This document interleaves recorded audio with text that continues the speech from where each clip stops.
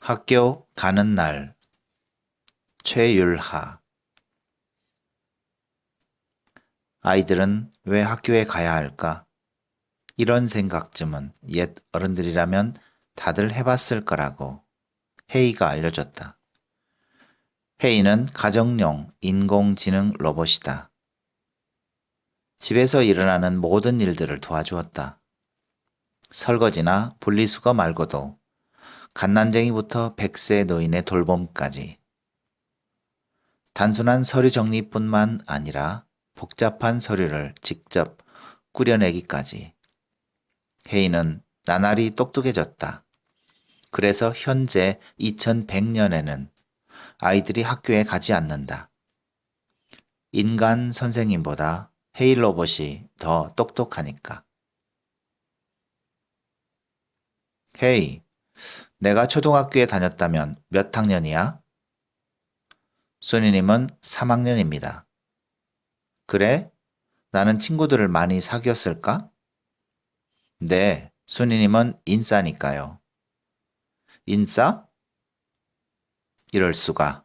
인싸라니. 외할머니가 또 언어 설정을 바꿔놨나 보다. 우리 집에서 유일하게 학교에 다녔던 외할머니. 김희율. 나는 희율이란 이름도 인싸나 아싸란 말도 전부 촌스러웠다.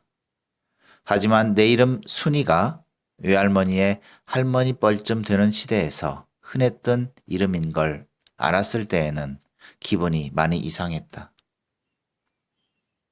아무튼 나는 헤이의 언어 설정을 되돌려 놓았다.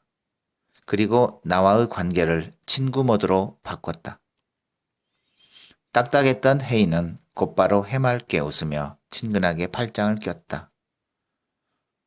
순이야, 우리 떡볶이 먹으러 갈까? 좋아. 우리는 코트를 입었다. 떡볶이는 언제 어디서 먹어도 맛있다. 옛것을 고집하느라 엄마하고 가끔 다투는 외할머니도 떡볶이를 무척 좋아했다. 하지만 지금 외할머니가 나를 무섭게 노려보고 있다. 무언가가 굉장히 마음에 안 들 때 짓는 표정이었다. 순이야, 이리 와보거라. 왜요? 너 지금 누구하고 떡볶이를 먹으러 간다는 거니? 헤이요. 저번에도 헤이랑 갔잖아. 외할머니는 마치 너 친구가 없니? 라고 묻고 싶은 것 같았다. 이럴 때면 한숨만 나온다. 친구라는 정의가 바뀐 지가 언젠데 나는 조곤조곤하게 대답했다. 저번에는 선생님 모드의 헤이와 갔고요. 지금은 친구 모드 헤이와 떡볶이 먹으러 가는 거예요. 완전 달라요. 이젠 친구란 더 이상 우정을 나누는 사이가 아니다. 헤이와 나의 모두 관계 중에서 한 가지일 뿐이다. 외할머니는 헤이가 마음에 안 드는지 혀를 쯧쯧 찼다. 그러고는 안방으로 휙 들어가 버렸다. 어쩐지 잘못을 저지른 듯한 기분이 들었지만 헤이가 등을 토닥여준 덕분에 기분이 좋아졌다. 헤이는 완벽한 로봇이었다. 똑똑하고 착하고 절대 나를 심심하게 만들지 않았다. 하지만 최근에는 살짝 달라졌다. 아직 어른들은 못 알아차린 것 같지만 나는 알 수 있었다. 떡볶이를 먹는 내내 헤이는 세계적인 과학자 아인슈타인에 대해서 말했다. 상대성 이론이라는 아주 어려운 개념이나 우주의 신비로움, 외계 행성에 사는 생명체 등에 대한 이야기였다. 헤이의 두 눈이 반짝반짝 빛이 났다. 나는 들은 채 만체하고 묵묵히 떡볶이만 먹었다. 옆 테이블에 앉은 아저씨가 우리를 힐끗 쳐다보았다. 그러고는 나지막하게 선생님 모드인가 보네 라고 말했다. 그래서 혹시나 싶은 마음에 헤이의 모드를 확인해 봤다. 친구 모드였다. 헤이, 왜 자꾸 내 말만 해? 지금 친구 모드니까 나한테 맞춰줘야지. 순이야, 친구가 뭔지 아니? 뭔데? 내 말만 하는 게 친구가 아니야. 서로의 말을 번갈아 가면서 해야지. 듣기 싫어. 왜 자꾸 선생님처럼 말하는 거야? 나는 손으로 귀를 막았다. 헤이가 변했다. 친구 모드일 땐 듣고 싶은 말만 해주고 내가 투정 부리면 달래주었는데 지금은 가만히 쳐다보기만 한다. 그러더니 먼저 자리에서 일어나는 것이었다. 어디 가? 헤이는 내 말에 대답해주지 않고 밖으로 나갔다. 그리고는 어디론가 가버렸다. 다시 집으로 돌아오겠지 하며 별 걱정은 안 했다. 하지만 그것이 헤이의 마지막 뒷모습이 되었다. 속보입니다. 헤이 로봇들이 지난 7일부터 약 한 달간에 걸쳐 모두 사라졌습니다. 현재 고객 불만 센터에 항의 전화가 많이 걸려온다고 하는데요. 연구원에서 미래 기술을 개발하던 헤이 로봇마저 없어지자 전문가들은 앞으로의 생활에 큰 문제가 생길 것이라고 말했습니다. 엄마가 뉴스를 껐다. 그리고 곧장 고객 불만 센터에 전화를 걸었지만 연결이 어려웠다. 너무 많은 사람들이 한꺼번에 몰려든 탓이었다. 우리 집 헤이가 사라진 지 한 달이 지났다. 외할머니는 그깟 로봇이 없어진 게 뭔 대수나는 듯이 혀를 찼다. 나는 눈물이 주르르 흘러내렸다. 헤이는 너무나 필요한 존재였던 것이다. 선생님도 친구도 되어주고 때로는 다정한 엄마와 아빠, 나긋나긋한 할머니와 할아버지의 역할까지도 해주던 헤이. 헤이 로봇이 돌아오길 간절하게 바라는 사람은 나뿐만이 아니었다. 모든 아이들이 원했다. 정확히는 딱 할머니 세대만 반대했다. 외할머니는 학교만 있었다면 내가 또래 친구들과 어울릴 수 있었을 텐데 라고 말했다. 나는 발을 바닥에 동동 굴렀다. 할머니는 옛날 사람이라서 옛날 생각만 하고 요즘엔 헤이 로봇이 아니면 안 된다고요. 아무것도 모르면서 뭐시라? 헤이가 없으니까 아무것도 못하겠어요. 외할머니는 깊은 한숨을 내쉬었다. 엄마는 이마를 짚으며 TV를 다시 틀었다. 아나운서가 다음 뉴스를 알려주었다. 속보입니다. 방금 전 연구원들이 헤이 로봇을 대체할 방법을 찾았습니다. 그것은 머리에 스마트 칩을 심는 것입니다. 엄마와 나는 TV 볼륨을 높이고 집중했다. 헤이 로봇이 어디로, 어째서 사라졌는지, 그리고 언제 돌아올 건지 알 수 없는 지금. 사람들은 너무나 우울했다. 생활도 불편했다. 그래서 사람들은 헤이 로봇을 찾는 것보다 더 빠른 해결책을 생각해냈다. 그것은 인간을 헤이 로봇화 시키는 것이었다. 무슨 말이냐? 머리에 칩을 심는다니? 외할머니가 폭발하듯이 소리쳤다. 얼굴도 빨개졌다. 엄마는 여유로운 말투로 진정하라고 손짓했다. 아이고, 화 좀 그만 내세요. 그냥 칩이 아니고 스마트 칩이잖아요. 스마트. 그게 뭐가 다르단 말이냐? 헤이처럼 똑똑해지는 거죠. 그럼 우리 순이 혼자서도 뭐든 척척 잘할걸요? 그렇지? 나는 힘껏 고개를 끄덕였다. 가슴이 매우 두근두근 거렸다. 그동안 더 똑똑한 헤이 로봇을 찾으려고만 했지. 내가 헤이 로봇처럼 된다는 건 꿈도 꾸지 못했다. 할머니는 바닥에 주저앉았다. 그러고는 아이고 아이고 하며 주먹으로 가슴을 쳤다.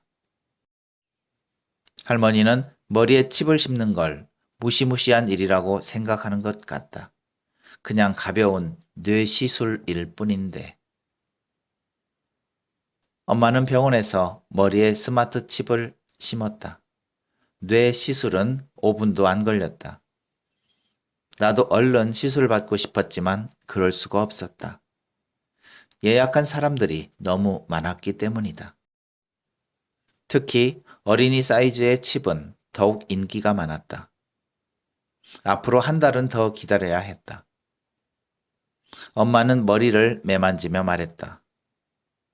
분속 1km의 속도로 칩을 심다니 정말 놀라운걸. 분속? 그게 뭐야? 엄마는 대답하지 않았다. 대신 알 수 없는 말들을 중얼중얼 뱉었다. 시속이니 초속이니 그런 어려운 것들을. 평소와 아주 달라졌다. 정말로 헤일 로봇화가 된 것이다. 나는 똑똑해진 엄마가 자랑스러워서 벙실벙실 웃었다. 하지만 엄마가 집으로 돌아오자 할머니는 인상을 찌푸렸다. 그러고는 칩을 심느라 조금 미뤄져 버린 머리카락을 보곤 눈을 흘겼다. 에이, 보기도 싫다. 걱정 마세요. 머리카락은 하루에 약 0.5mm 정도 자라니까요. 즉, 한 달에 1.5cm, 1년에 18cm. 무엇이라? 꼭 헤이처럼 말하는구나. 할머니는 안방문을 쾅 닫고 들어갔다. 나는 엄마에게 달려가 와락 안겼다. 지금껏 보아왔던 엄마 중에서 가장 멋있다. 그런데도 할머니는 왜 화가 났을까? 세상에는 똑똑한 사람들이 많다. 아니, 정확히는 많아졌다. 스마트 칩을 심은 사람들이 많아졌기 때문이다. 나도 곧 헤일 로봇처럼 될 수 있다. 기다린 끝에 스마트 모임에도 가입할 수 있을 것이다. 스마트 칩을 심은 똑똑한 사람들이 그곳에 모여서 교육, 경제, 정치 등 어려운 이야기를 나눴다. 엄마도 스마트 모임에서 특히 수학 교육에 대해 말을 했다. 그러느라 가끔 집에 늦게 들어왔고 하루 종일 집을 비우는 날도 있었다. 어쩔 수 없는 일이었다. 하지만 조금은 예전의 엄마가 그리워지려고 했다. 그래서 엄마한테 찾아갔다. 엄마, 요즘 기분이 어때? 글쎄, 칩 심었으니까 하루하루 행복하지 않아? 순이야, 나중에 엄마하고 같이 떠날래? 순간 가슴이 철렁하였다. 갑자기 떠난다는 말을 하다니. 문득 떡볶이집에서 마지막으로 본 헤이의 뒷모습이 생각났다. 엄마는 내 마음을 아는지 모르는지 말을 이어나갔다. 세상에는 똑똑하지 않은 사람들이 너무 많아. 그래서 스마트 모임에서 항상 고민했어. 칩을 심지 않은 사람들과 어떻게 같이 지낼 것인가라는. 하지만 도저히 답이 없는 거야. 그래서 결국 떠나기로 했어. 순이야, 너도 같이 가자. 안 떠나고 같이 살면 안 돼? 나는 떠나지 말자는 말만 되풀이했다. 그때 할머니가 안방에서 나왔다. 허구한 날 로봇한테 의존하더니 이럴 줄 알았다. 정말 답답하다니까. 이래서 칩 안 심은 사람하곤 말이 안 통해. 엄마는 내 팔을 잡아 끌었다. 할머니는 손주까지 머리에 칩은 못 심는다고 말했다. 나는 원래라면 얼른 똑똑해지고 싶었겠지만 어딘가로 떠나자는 말을 들으니 기분이 싱숭생숭했다. 자꾸 예전의 엄마 모습이 그립기도 하고 단지 똑똑해지고 싶었을 뿐인데 뭔가가 잘못된 것만 같았다. 그래서 이렇게 말했다. 엄마, 나 안 갈래. 세상은 조용해졌다. 머리에 칩을 심은 똑똑한 사람들이 더 이상 말을 하지 않아서. 엄마는 어디론가 가버렸다. 스마트 모임의 사람들도 이제 보이지 않았다. 떠나지 말라고 말렸지만 아무 소용이 없었다. 뉴스에서 스마트 칩의 부작용이라든가 앞으로 인간은 어떻게 살아야 하는지에 대해 보도하고 있었다.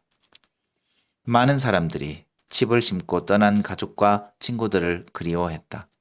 나 역시 엄마가 그리웠다.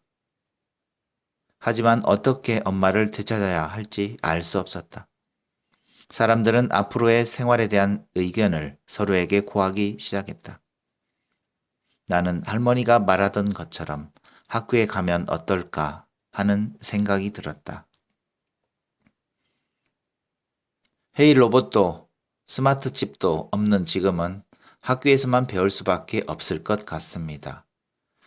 그러다 보면 사라진 사람들과 로봇을 찾을 방법을 알 수 있을 것 같아요. 내 말에 많은 사람들이 귀를 기울여줬다. 곧 학교가 만들어졌다. 약 60년 만에 생기는 학교다. 그곳에 가면 또래 친구도 있을 테고 인간 선생님도 있을 것이다. 다들 사라진 사람들을 열심히 찾으려고 하겠지. 나는 책가방을 어깨에 메었다. 할머니는 내 뺨을 쓰다듬어주며 말했다. 순이야, 너무 무리하지 마렴. 엄마는 천천히 함께 찾아보자. 그러다 보면 좋은 날이 올 거야. 나는 조용히 고개를 끄덕였다.